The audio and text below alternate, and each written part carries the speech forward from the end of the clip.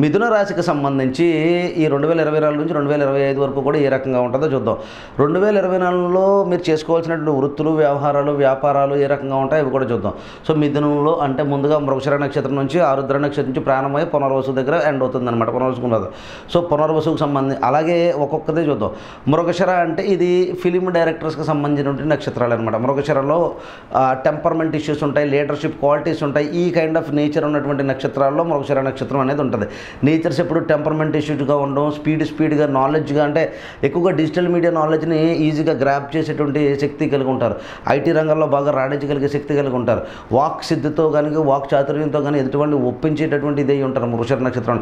అలాగే వైవాహిక జీవితంలో చాలా ఇబ్బంది పడేవాళ్ళు కూడా చాలా మటుకు మృగశిర నక్షత్రాలను చూడొచ్చు అనమాట.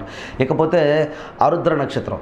ఆరుద్ర నక్షత్రానికి వచ్చినట్టుగా మొట్టమొదటిగా ప్రాబ్లం ఏంటంటే ఇది పాదరసం లాంటి నక్షత్రం. ఇది ఏమాత్రం తల్లిదండ్రులు కొంచెం చెయ్యి వదిలినా సరే జారిపోతారు.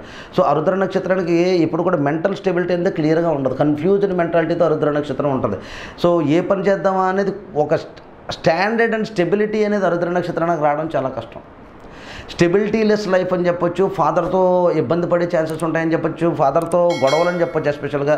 లేకపోతే వాళ్ళతో ఆపోజిట్ కార్నర్ అని చెప్పొచ్చు. లేకపోతే ఫాదర్ చేసే వృత్తిని వాళ్ళు కాకుండా వేరే వృత్తిలోకి నేను వెళ్తానని చెప్పండొచ్చు. ఆరుద్ర నక్షత్రం అంతా కొంచెం కాంప్లికేటెడ్ నక్షత్రం. అంటే ఆరుద్ర నక్షత్రానికి సింపుల్గా